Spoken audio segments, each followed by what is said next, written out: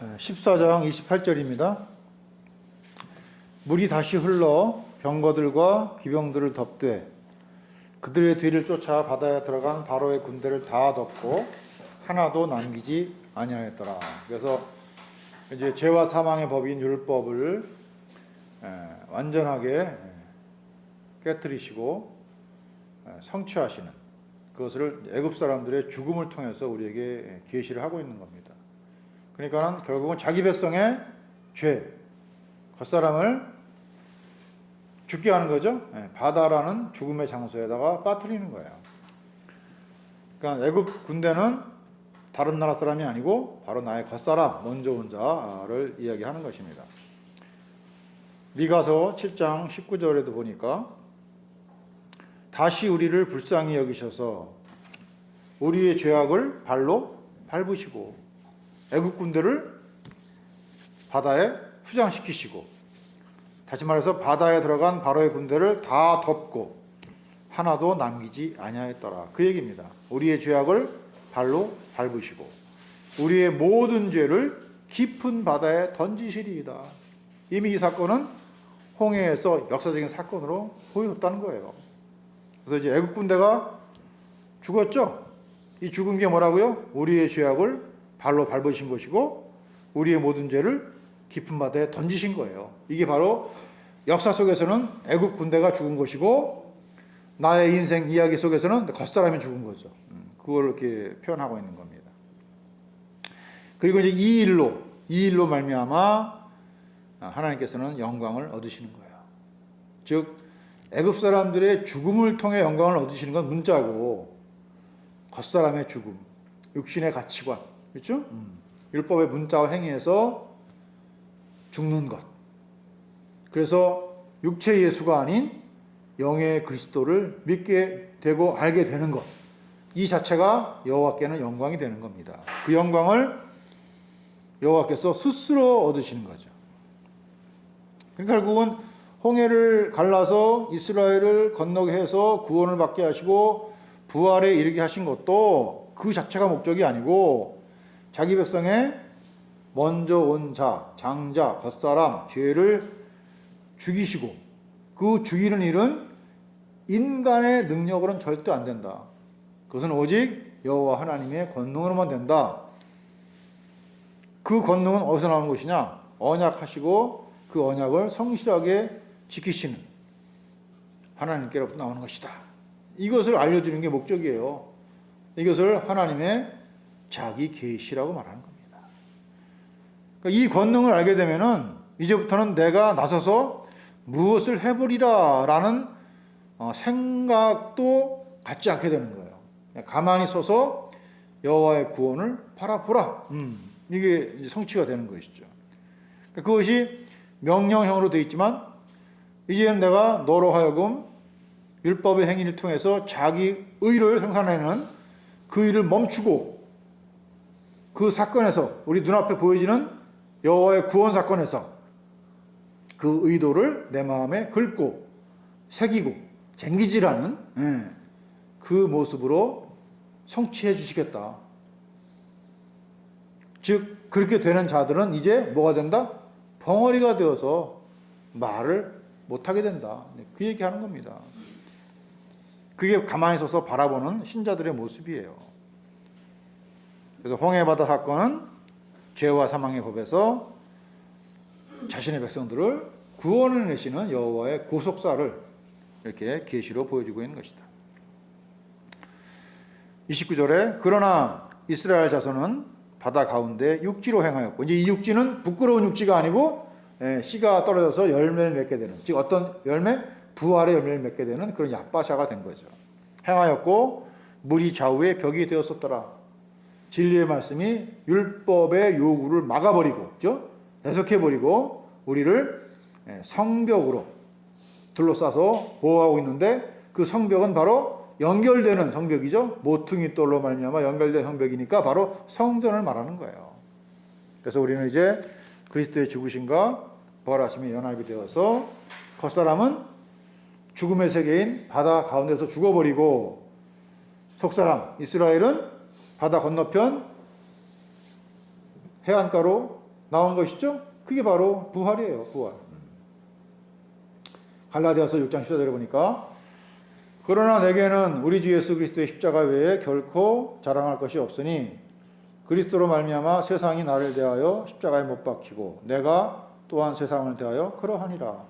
이 세상은 바로 힘이 제일이라는 가치관을 가지고 있는 애굽, 모든 군대, 병거, 기병들이에요. 마병들이란 말이에요. 다시 말하면 죄와 사망의 권세를 가지고 있는 율법이죠. 그 율법에 대해서 십자가에 못 박혔고 그 율법도 내게 대해서 마찬가지로 십자가에 못 박힌 겁니다. 그러니까 이것을 우리가 육체로 받아들여 가지고 우리도 예수님처럼 십자가에 못 박히는 고난의 길을 가야 한다라고 말하면 안 된다는 거예요.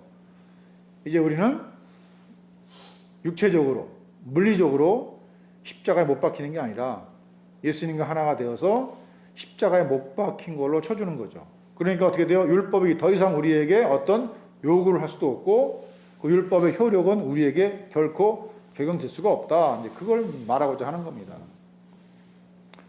그리고 이제 이스라엘이 육지로 행했다 그랬잖아요. 예. 바다에 길이 나서 그 길을 걸은 거예요. 그런데 원래 바다에는 길이 없잖아요. 그렇죠? 그래서 바다에는 길이 없기 때문에 그 길이 없는 바다를 죽음이라고 부르는 거예요. 그러니까 지금도 많은 사람들이 자기 나름대로의 길을 걸어가며 살아가고 있어요. 근데 성경은 그 길을 무슨 길이라고 말하느냐? 예수 그리스도라고 말하고 있거든요. 그러니까 예수 그리스도라는 길이 없으면은 그 길은 죽음의 길이에요. 길이 아니죠. 죽음이야. 그냥 바다야, 바다. 그래서 애굽 사람들은 겉으로 볼 때에는 이스라엘과 똑같이 길을 갔지만, 그렇죠? 그건 바닷길이었어. 길이 없는 바다. 예수 그리스도의 길이 아니었고 자기들이 만들어 놓은 길이었죠. 그런 길이 없는 바다에서 죽을 수밖에 없는 겁니다. 그리고 이스라엘은 이제 길이 있었는데 그 눈에 보이는 길이 아니었고 새롭고 산 길. 예. 즉 우리 때문에 자신의 몸을 스스로 찢으신, 성소와 지성소를 맡고 있는 휘장을 찢으신 예수님의 육체의 죽음 때문에 이제 우리가 새롭고 산 길을 보게 되었고 그 새롭고 산 길로 걸어가서 부활에 이르게 된 겁니다. 요한복음 14장 6절에 보니까 예수께서 이르시되 내가 곧 길이요 내가 바로 홍해의 길이다. 나의 십자가의 죽음으로 내가 너에게 그 길을 줬다. 바다에는 원래 길이 없는데 그렇죠? 그 길을 만들었다. 죽음의 세계엔 길이 없다. 근데 내가 길을 만들었다. 진리요 생명이니 나로 말미암지 않고는 아버지께로 올 자가 없느니라. 홍해바다 건너편으로 올 자가 없느니라. 히브리서 10장 19절에 그러므로 형제들아 우리가 예수의 피를 힘입어 성소에 들어갈 담력을 얻었나니 어린 양의 희생의 피를 힘입어서 성소로 상징되고 있는 어디? 가나안 땅 거기에 들어가는 거예요. 담력을 얻었나니 그 길을 가려면은 우리를 위하여 휘장 가운데로 열어놓으신 새롭고 산 길, 바다가 갈라져서 죽음 세계가 갈라져서 얕바사가 된 그 길을 걸어가야 돼요. 그 길을 왜 걸어가냐? 이제 그 길에 하나님께서 씨를 뿌려가지고 부활이란 열매를 거둘 거니까. 그게 바로 그 길이 바로 열어놓으신 새롭고 산 길이요. 휘장은 곧 저의 육체니라. 즉 이 일이 예수 그리스도의 육체의 죽으심으로 말미암아 성취가 된다는 겁니다. 그래서 이제 그 세계가 죽음의 세계인 바다라 할지라도 그 바다에도 예수님의 죽으심으로 말미암아 길이 생겼다. 지금 이 세상도 다 죽음의 세상이잖아요. 바다와 같은 세상이에요. 근데 이 바다와 같은 세상에서도 예수님의 죽으심으로 길이 생겼다는 거예요. 어떤 자들에겐 그 길이 생겼고 어떤 자들에겐 그 길이 없는 거예요. 애국 분들처럼 바다에 빠져 죽는 것이고 같은 바다인데도 그 바다가 우리를 함몰하지 못해. 우리를 수몰하지 못해. 왜? 그 바다가 좌우에 오히려 벽이 되어버려. 예. 그리고 벽이 되어버린 그 물이 우리에게 다시 흐르지 못하게 막아주는 거죠. 그게 그리스도의 죽으심이에요. 즉 율법에다가 그리스도의 피가 뿌려지니까 그게 우리에게 생명을 주는 생명의 성령의 법이 되어버리는 것이죠. 그래서 우리는 그 생명의 성령의 법을 가지고 이제 우리 앞에 놓여진 새롭고 산 길, 예수 그리스도의 그 길을 걸어가게 되고 있는 거예요. 그게 바로 구속사의 여정이라고 말하는 것이죠. 30절에 그날에 여호와께서 이같이 이스라엘을 애굽 사람의 손에서 구원하심에 이스라엘이 바닷가에 애굽 사람의 시체를 보았더라. 시체, 무트, 죽음의 죽음을 보았더라. 라. 네, 이거예요. 자, 그러면 이스라엘이 그 바닷가에 널브러진 애굽 군인들의 시체를 바라봤잖아요. 보면서 어떠한 생각을 했을까? 야, 우리는 여호와를 믿었으니까 이렇게 구원을 받았고, 여호와를 믿지 않던 저들은 죽었네.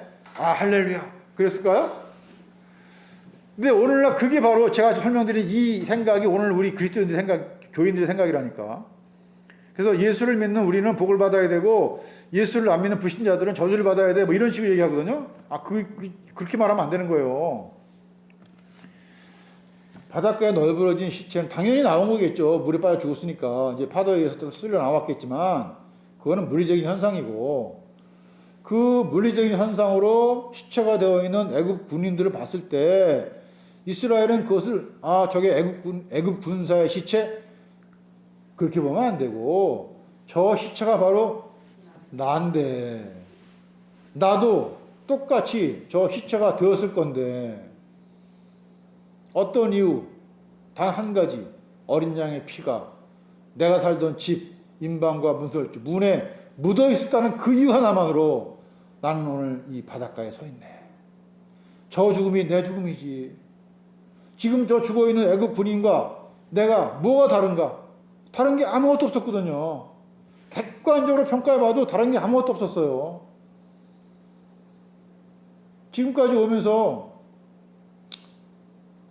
모세를 원망했잖아요. 모세를 원망한 거는 여호와를 원망한 거예요.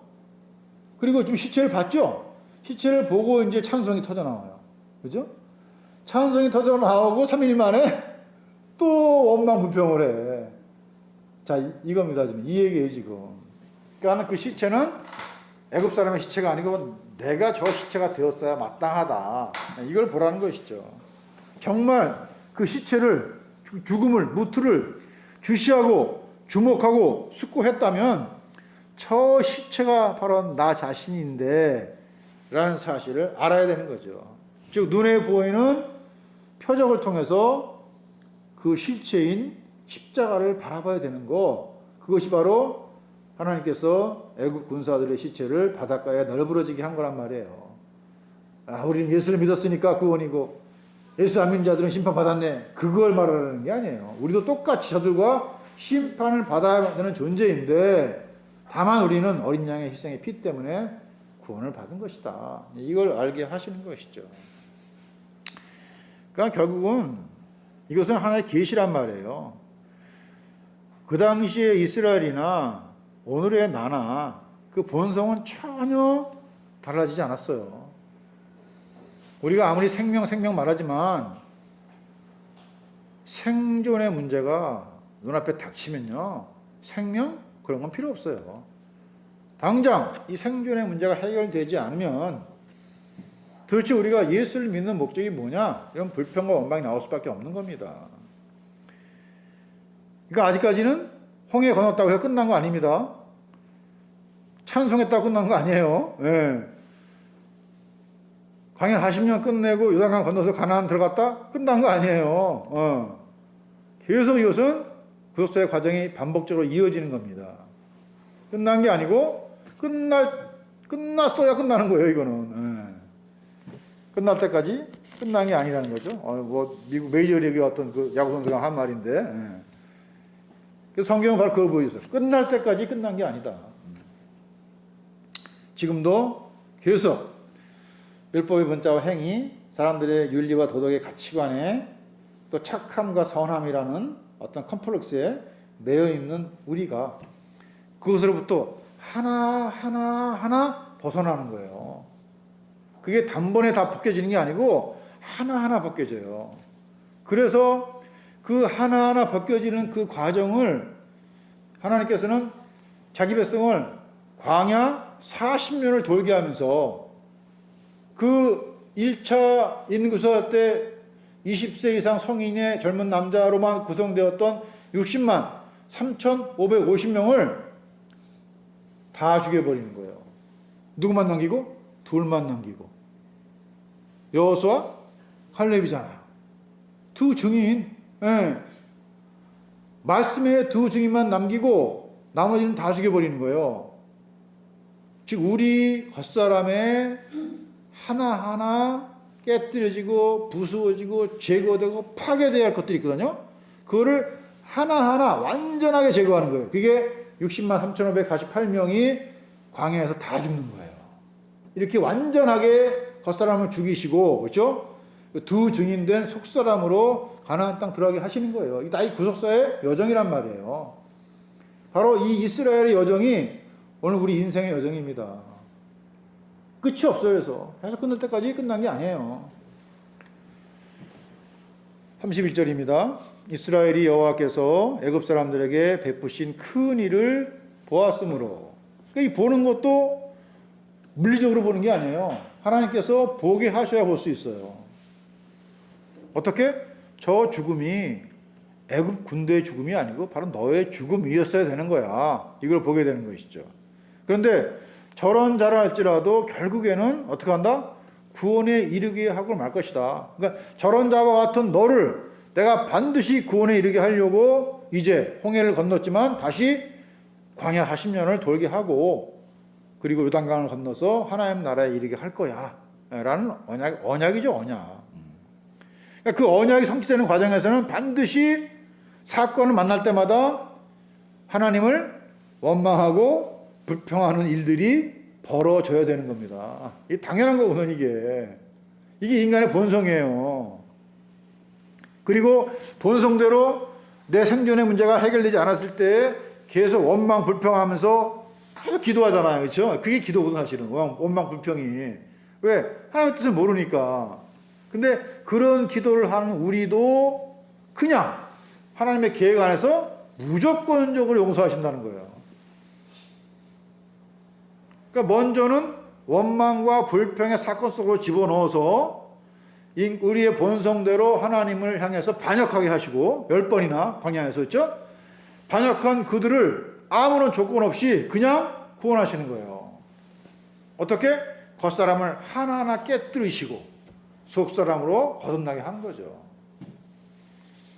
그 계시를 보여주려고 이스라엘이 여호와께서 애굽 사람들에게 베푸신 큰 일을 보았다 이렇게 표현하고 있는 겁니다. 그래서 결국은 감사는 어떻게 나오는 거냐? 그냥 나오는 게 아니고요. 원망과 불평을 하면서 하나님께 반역을 하잖아요.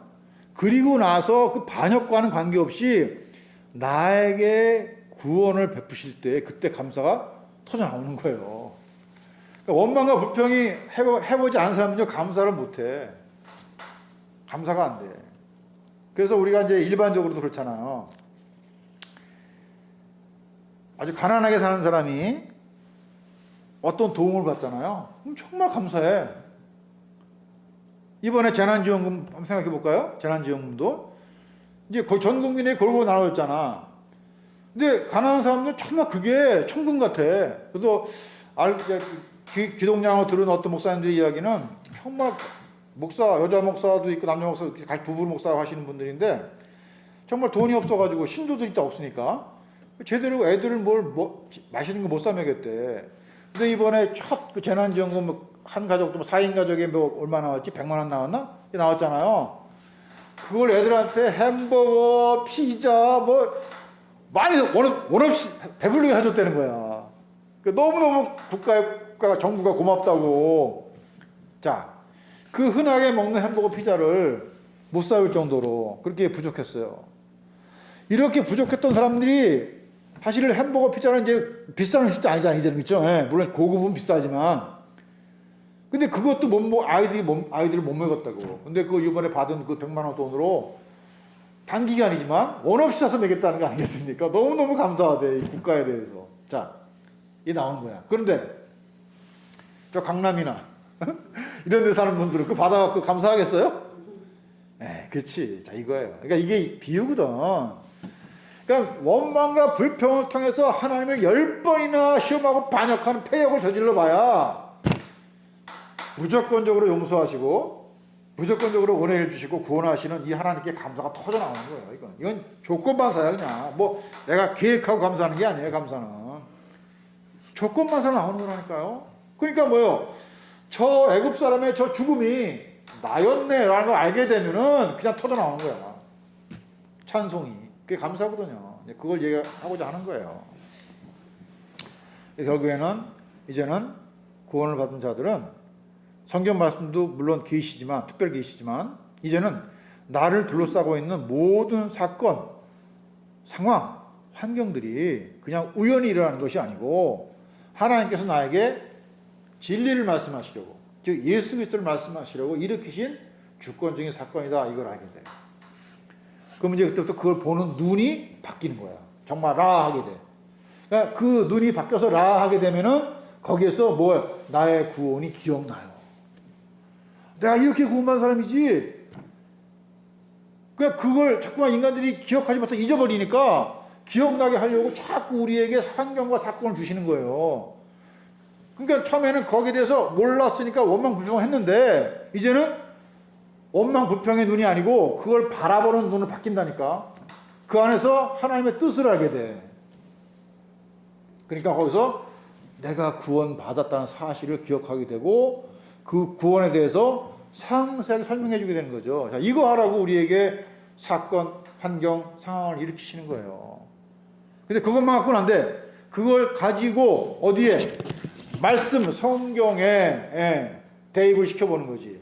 적용을 시켜보는 거죠. 그렇죠? 그러면 거기에서 반드시 그 사건이 나의 어떤 복이나 형통이나 번영을 주려고 한 것이 아니고 그 사건을 통해서 너를 구원하신 예수 그리스도 그분을 발견하게 하고 그분만을 전파하게 하려고 그 사건을 주신 거구나. 이거를 뭘 통해서? 성경을 통해서 알게 되는 거예요.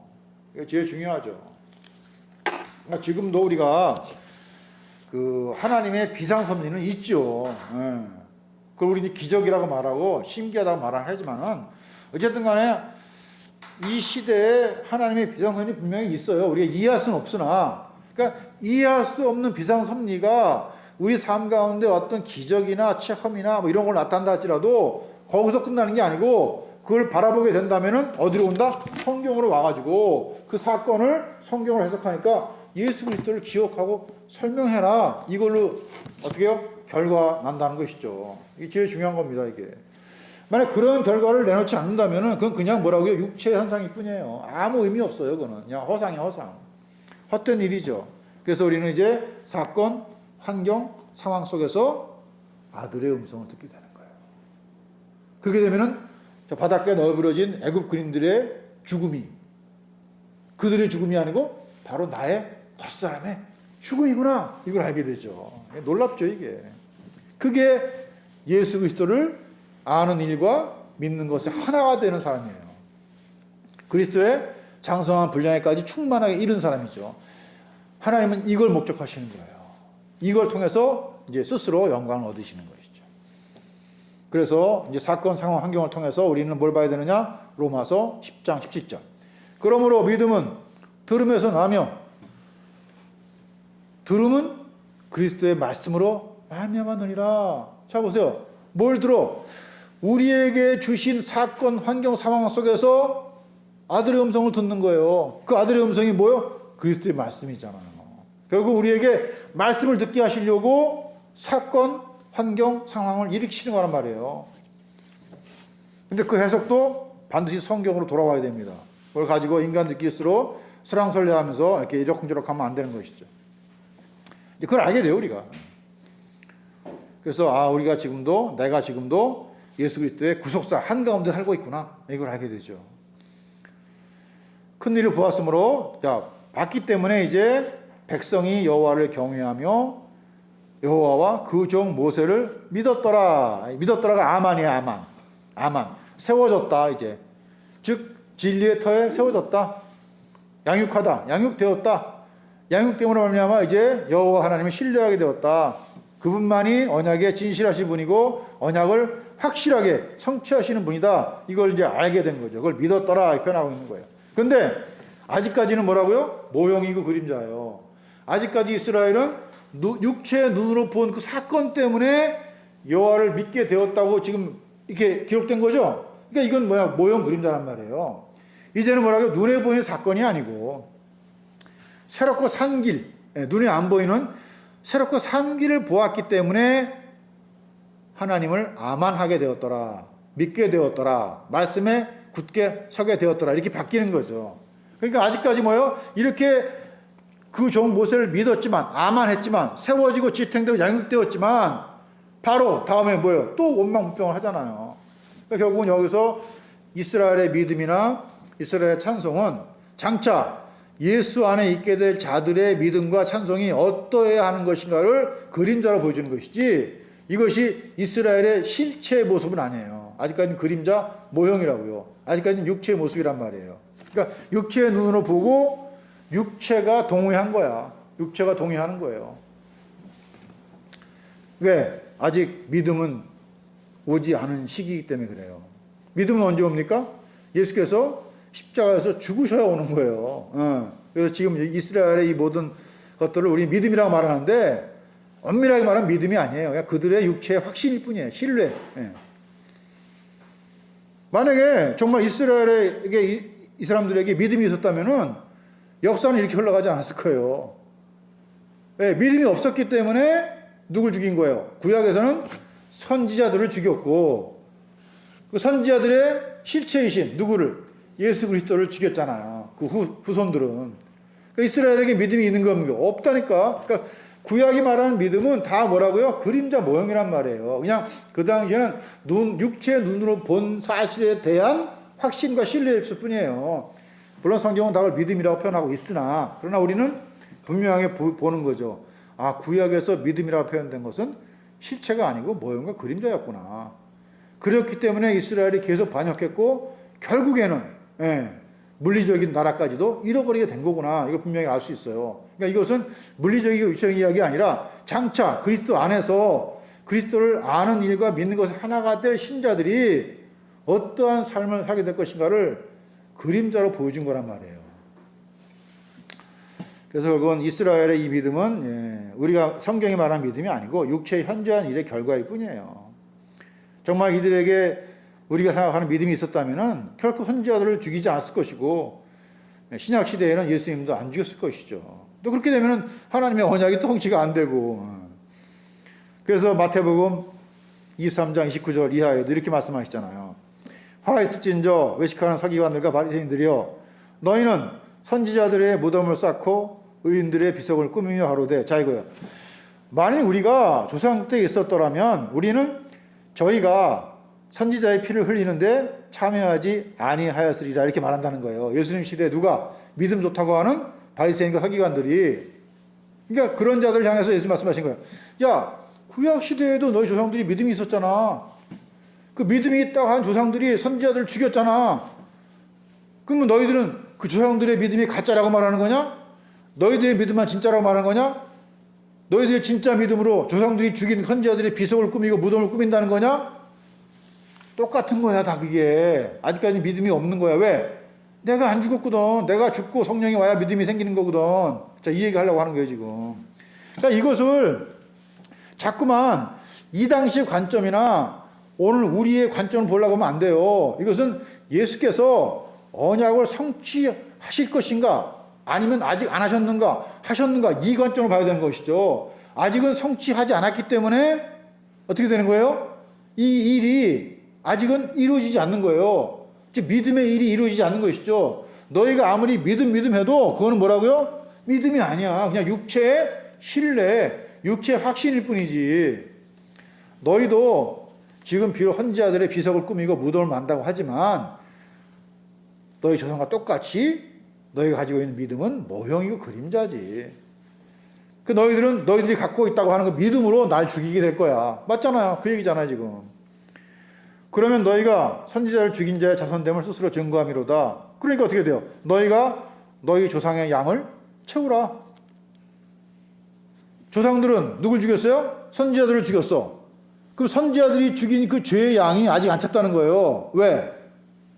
왜 안 찼죠? 예수님이 아직 안 죽었잖아. 근데 예수님이 죽는 건 얘들이 죽어야 되거든. 그럼 구약 시대 때 너희 조상들이 믿음으로 선지자들 죽인 것처럼 오늘날 너희도 너희들의 믿음은 나 죽이는 거야. 그러니까 그 믿음은 믿음이 아니지. 너희들의 뭐예요? 육체의 현저한 일의 결과인 신뢰, 확신일 뿐이지. 자, 이겁니다. 우리가 아무리 믿음을 이야기한다 할지라도요, 그 믿음이 뭔지 몰라요. 그냥 육체가 신뢰하는 걸 믿음이 하는 거예요. 아니에요. 그건 믿음이 아니야. 왜? 일단 믿음은 우리에게서 나올 수 있는 게 아니기 때문에 그래요. 예수님이 죽으시고 부활하시고 성령을 보내셔야만 우리에게 믿음이 생기는 거예요. 영이 탄생하고, 그렇죠? 거듭나게 되는 거죠. 이건 신비한 일이에요, 굉장히. 자, 그래서 어쨌든 간에 이들은 눈으로 봤단 말이에요. 그러니까 눈으로 봤지만 신약시대 신자들은 영으로 본다는 뜻이에요. 네. 이들은 눈으로 봤어요. 어쨌든 간에. 그러니까 눈으로 보고 고백하고 찬송하는 그 일이 오늘 우리에게 영으로 되는 거예요. 영으로. 육이 아니고. 네. 그러니까 구약을 따라서 진짜 뭐 소구를 치고 북을 치고 춤을 추라 그런 얘기 아닙니다. 그 우리의 지금 찬양과 감사가 어떠한 모습을 갖고 있어야 하는지를 뭘로? 그림자로 보여준 거지. 근데 그림자의 일을 그대로 하면 되겠습니까? 다윗도 춤을 췄으니까 우리도 찬송하면 춤을 추자 그러면 되겠습니까? 처음엔 그런 줄 알았어요. 네. 그 얘기가 아니에요. 그건 다 그림자 모형이라니까. 다윗도 바지가 흘러낼 정도로 춤을 췄으니까 우리도 춤을 추자. 그러면 안 돼요. 그거는 아직 성경을 모르는 거예요. 그거는. 구약 때는 그렇게 했지만 그거는 믿음을 보여준 모형과 그림자였을 뿐이지 사실은 그들의 육체의 신뢰성과 확신성이었다. 분명히 우리가 못을 박아야 됩니다. 거기다. 자, 이제 그러면서 찬송이 터져 나오는 거예요. 15장 1절. 이때 모세와 이스라엘 자손이 이 노래로 여호와께 노래하니 일러스되, 이게 일명 모세의 노래죠. 모세의 노래. 결국은 이 사건은 아까 말씀드렸지만은 예수님의 십자가와 부활 사건이에요. 그걸 예표한 거예요. 그리고 이 십자가 부활 사건에는 절대로 인간들이 개입할 수 없다. 개입할 능력도 없고 또 개입할 생각도 없지. 그런 관심 바뀌니까. 그러니까 인간들로서는 이 예수 그리스도의 구원이 너무너무 신비한 일이에요. 이성적으로는 도저히 합리적으로 설명할 수 없는 거예요. 너무 신비해. 이 너무 신비하기 때문에 여기에 대해서 우리 뭐 할 수밖에 없다. 그냥 감사밖에 할 수 없어. 그냥 찬송밖에 할 수가 없는 거예요. 그게. 그러니까 자, 찬송은 결국은 뭐냐? 감사는 뭐냐? 이 일은 인간들로서는 할 수 없는 일입니다. 그 얘기예요, 지금. 이건 우리가 할 수 있는 일이 아니고 오직 하나님 당신만이 할 수 있는 일입니다. 라고 말하는 게 감사요, 찬송이라는 얘기예요. 결국은 이 바닷가에 널브러진 애굽 사람들의 육체의 죽음을 봤단 말이에요. 이게 바로 우리가 죽어야 되는 건데 저들이 죽은 거네. 우리는 사랑하시고 저들을 미워서 그게 아니고 저 시체가 바로 나야. 나의 뭔가 겉사람이지. 육신의 가치관이지. 먼저 온 거, 장자된 거지. 처음 창조에 속했던 것들이지. 이런 것들을 다 죽이셔야 하나님의 구원의 구속사가 이루어진다는 거예요. 그래서 먼저는 애굽의 군사들을 다 죽이시는 거죠. 그리고 이제 이스라엘은 바다를 건넜죠. 이게 바로 이제 새 창조, 부활의 새 창조, 새로운 하늘과 새로운 땅으로 들어가게 하신 것이죠. 이렇게 하려면 반드시 첫 번째 창조를 폐해야 돼요. 겉사람을 죽여야 돼요. 먼저 된 자를 죽여야 됩니다. 이 일이 반드시 일어나야 돼. 반드시 일어나야 되기 때문에 사건으로는 애굽의 군대를 홍해에서 수장시킨 거란 말이에요. 고소하다 그런 얘기가 아닙니다, 이거. 그 역사의 사건을 통해서 나의 겉사람 이렇게 완전하게 수몰되어야 되는구나. 이걸 알게 하시는 거죠. 그 알게 된 그 자체가 찬송이에요. 감사고, 그게. 이제 더 중요한 건 뭐냐? 이렇게 찬송을 했어요. 찬송을 하고 나서도 또 광야에서 완전한 반역을 꾀하죠. 근데 그 반역, 원망, 불평이 왜 일어나는 거죠? 항상 이유가 뭐예요? 먹을 거, 마실 거잖아. 배를 위해서. 자, 그럼 결국은 이스라엘이 여호와를 믿는 목적이 뭐예요? 배를 위해서. 배.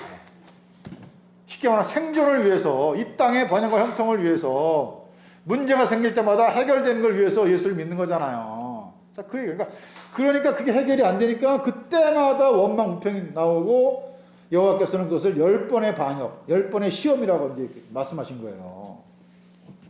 근데 결국은 그럼 우리는 이스라엘처럼 10번에 하나님을 10번이나 시험하고 10번이나 반역하는 일을 하지 맙시다. 또 이렇게 설교할 수 있어요. 그렇죠? 예.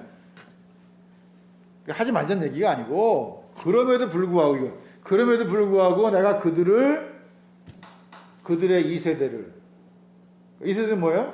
속사람이잖아. 2세대를 가나안 땅에 들여보냈지. 다시 말할까요? 무조건적으로 용서했지. 무조건 은혜를 베풀었지. 자, 이거예요. 그러니까 그 10번의 반역과 시험을 통해서만이 하나님의 무조건적인 용서와 은혜의 구원에 대해서 뭐가 나온다? 감사가, 찬송이 터져 나오는 거예요. 감사나 찬송은 기획하고 하는 게 아니에요. 그래서 제가 강론할 때 사람들이 듣기에는 저 목사는 찬송을 뭐 좀 이렇게 안 좋게 말하네? 이렇게 듣는 분도 있어요. 제가 말하는 이 의도를 몰라서 그렇죠. 찬송은 터져 나오는 거예요. 그러니까 우리가 말하는 찬송은 노래를 부르는 거잖아요. 그렇죠? 그 인간들이 멜로디 붙이고 가사 붙여갖고 뭐 어떤 시간에 격식에 맞춰서 찬송을 하잖아. 근데 그거는 찬송이 아니야. 그건 노래야, 노래 그냥. 그러니까 종교 노래. 하나님 찬송하는 그런 게 아니에요. 하나님 찬송은 어떤 시간을 맞추고 장소를 격식 갖춰서 하는 게 아니고 터져 나오는 거라니까. 애굽 사람의 시체를 봐야 터져 나온다니까요. 겉사람의 죽음을 봐야 터져 나오는 거예요. 그게 찬송이라니까. 정말 나에게 내가 저 사람처럼 죽었어야 되는, 저기 죽어가지고 시체가 널브러져 있어야 되는데 나를 건너편을 건너오게 하셔서 부활의 일을 하셨군요. 나의 첫 창조를 폐하시고 둘째, 새 창조를 이루셨군요. 이게 깨달아져야 찬송이 터져 나온다니까. 그러니까 노래가 아니더라도 이게 깨달아졌잖아요. 깨달아진 그 상태가 찬송이야. 그게 감사라니까. 성경 봐 그걸 말하는 거예요. 근데 우리 자꾸만 육체로 하는 찬송, 육체로 하는 감사를 말하려고 하는 것이죠. 근데 그런 것들은 예수를 안 믿는 사람들 다 하는 거란 말이에요. 그러니까 성경이 말하고 있는 그 용어의 진짜 개념이 뭔지를 분명히 알아야 돼요. 그렇지 않으면 그냥 그 종교 노래일 뿐이야. 그냥 감정적인 어떤 흥분, 즐거움밖에 안 되는 거예요. 그래서 그걸 보여주려고 지금 시체들을 보자마자 모세가 노래를 부르잖아. 자, 그 얘기예요. 지금 뭐 우리는 예수를 믿어서 그거 맞다 그걸 말하려고 하는 게 아니에요. 이렇게 했어도요 결국에는 또 원망불평 갈 때마다 그냥. 자, 원망불평 안 한 때가 있습니까? 이스라엘이 계속 광야 내내 했잖아. 광야 내내 그냥. 근데 찬송은 또 못 떨어지게 해버렸네. 그죠? 그럼 뭐예요? 이 찬송이 그냥 육체의 노래였어요. 다만 이 찬송은 뭐예요? 진짜 찬송 맞는데 이 찬송이 바로 오늘 우리의 찬송이라는 얘기지. 그걸 보여주려고 하는 거예요. 그러니까 여기서 뭐 이스라엘을 본받자 이런 얘기 할 필요 없어요. 다 겉사람 이야기니까. 자, 이제 이 찬송이 어떤 것인가 하나하나 보는 겁니다. 너무너무 이게 또 놀라운 말씀이잖아요. 내가 여호와를 찬송하리니 그는 높고 영화로우시며. 그러니까 이 찬송은 높고 영화로우신 분에게만 하는 거예요. 그 찬송이야 그게. 높고 영화로우신 분이 아니면 찬송하면 안 돼. 중요한 거죠. 근데 높고 영화로우신 분은 단 한 분밖에 안 계시거든. 자, 근데 그분이 그건 이분의 존재란 말이에요. 그 존재가 어떤 일을 했길래, 우리가 보는 사건에서 어떤 일을 했길래 찬송이 터져 나오느냐 이거죠. 자, 어떤 일 했어요? 말과 그 탄자를 바다에 던지셨음이로다. 자, 이걸 문자로 보면 어떻게 돼요? 야, 우리보다 강력한 몇백 배 뛰어난 훌륭한 사람들, 힘이 있는 사람들을, 즉 우리의 뭐죠? 우리를 종으로 부렸던 원수들이잖아. 그 원수들을 죽였으니까 감사합니다. 이 겉으로 볼 땐 그렇게밖에 해석이 안 되는 거예요. 나보다 강한 자 죽였습니다. 우린 살았습니다. 그 얘기가 아니고, 말과 그 탄자는 아까 얘기했죠. 바로의 모든 군대와 병거와 마병, 기병들이라고 했잖아. 이게 다 인간들이, 이성들이 만들어낸 힘. 그러니까 사실은 말과 그 탄자가 나쁜 거예요? 이스라엘이 말과 그 탄자 나쁜 걸로 보는 거예요? 아니지. 이스라엘은 애굽에 할 때부터 말을 좋아했고 말을 탄 사람을 존경한 거예요. 왜? 말이 힘이었으니까. 자, 이 당시에 일반 백성들이 말을 구할 수 있었어요? 못 구해요. 지금 이 시대에도 물론 말을 잘 키우진 않지만은 이 시대에도 말 한 마리가 얼마나 비쌉니까? 이 애굽의 이 말들은 엄청 비싼 말들이에요. 왜? 다 전투에 쓰이는 말들이거든. 거기다가. 그러니까 이제 고대 근동 지방에서는 당나귀 같은 거는 일을 할 때 사용했고 말은 전쟁할 때 사용하면 굉장히 비쌉니다. 이게 힘이야, 힘. 그래서 모든 사람들이 말을 구한다고 그랬잖아. 힘을 구한다고 그랬잖아요.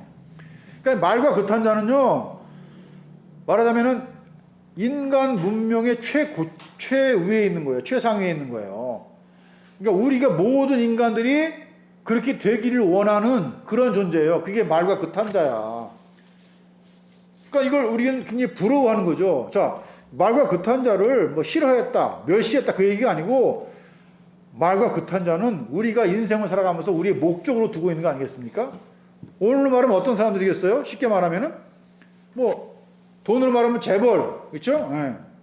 또 학문으로 말하면 서울대 출신들 이런 거 아니겠습니까? 예? 이 사람들이 뭐라고? 말과 그탄자예요. 이 세상에서 최상위에 있는 사람들이야. 예. 그 너무 부러운 존재잖아. 그리고 이 부러운 존재들이기 때문에 우리가 그걸 흠모하고 숭앙했죠. 예. 나도 그렇게 되고 싶어 했고 우리 자녀들도 그렇게 되고 싶어 하잖아. 그렇죠? 근데 그것들이 바다에서 한순간에 죽더라.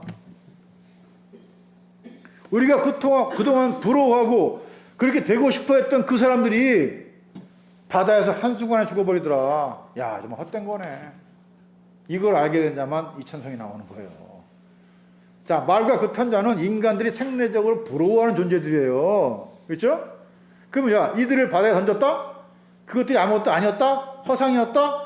라는 사실을 알게 되었죠? 알게 되었으니까 이제는 말과 그탄자를 부러워해요? 부러워하지 않지. 이 말과 그탄자를 부러워하지 않게 된 자들만이 찬송할 수 있는 거예요. 그러면 오늘날 우리 한국교회를 한번 예를 들어볼까요? 한국교회 교인들이 하는 기도가 제목이, 내용이 다 뭐예요? 나를, 우리 아이들을 말과 그탄자로 만들어주세요. 그 얘기 아닙니까? 자, 이렇게 기도하는 사람이 어떻게 찬송을 불러? 아니, 찬송하면 안 되고, 찬송이 아니야. 그냥 종교 노래일 뿐이야, 그거는. 자기들 좋아하려고. 찬송이 이거요. 우리가 그렇게 부러워하고 흠모해 또, 그렇게 되고 싶고자 했던 그 말과 그탄자를 바다에 던져서 그냥 죽음으로 만들어버렸네. 이게 아무것도 아니네. 이제부터는 우리가 쓸데없는 세상의 힘들을 부러워하지 않겠습니다. 이게 찬송이에요, 이게. 아, 근데 그런 기도를 하면서 어떻게 찬송을 불러? 말도 안 되잖아, 이게 지금. 자, 이게 너무 중요한 거예요. 여호와께서는 높고 영원하신 분인데 그분께서는 이 땅에 높고 영화로운 것들을 다 헛된 걸로 보신다. 여호와께서 헛된 걸로 보시는데 우리는 그걸 말과 그탄자로 높여놓고 숭상하고 숭배하고 부러워한다. 이걸 알게 된 거예요. 그게 다 헛것이로구나. 다 허상이로구나. 이제 우리는 다시는 그러한 것들을 부러워하지 않겠습니다. 그 고백이 뭐라고요? 찬송이 찬송. 그게. 근데 그런 것들을 말과 그탄자가 되고 싶어 하면서 그걸 갖고 기도하면서 어떻게 찬송하고 하나님 찬송하냐고. 이건 이율배반이잖아. 모순이잖아. 자, 성경이 말하는 찬송과 오늘 우리가 하는 찬송은 완전히 다르다. 같은 구석이 손톱만큼도 없다. 자, 이렇게 생각하시면 돼요. 자, 이렇게 말하는데도 저 목사는 찬송을 부인해. 찬송을 하지 말라고 그래. 종교 노래 하지 말라는 얘기예요. 종교 노래. 찬송은 해야지 왜 안 해, 이거를. 근데 조건은 하나밖에 없어요. 말과 그탄자를 부러워하지 않습니다. 왜? 그거는 그냥 한순간에 바다에 빠지는 거니까. 죽는 거니까. 자, 이 얘기입니다, 지금. 그래서 결국은 우리가 그렇게 부러워하던 세상의 가치관, 힘의 가치관, 율법의 가치관에서 자, 이렇게 된 자들. 더 이상 그것들을 부러워하지도 않고 그것들로 나의 힘을 삼고자 하지 않게 된 자들만이 여호와를 찬송할 수 있는 겁니다. 이게 너무 중요하죠. 그래서 이 찬송은 이제 좀 길게 나가야 되니까 오늘 여기까지만 하고요. 이제 물리적인 사건을 눈으로 본 사람들의 고백은 한계가 있어요. 언제든지 돌아섭니다. 그러나 이제 우리는 그 고백이 육신의 고백이 아니라 우리 영의 고백이 되어야 함을 성경을 통해 보게 되는 것이죠.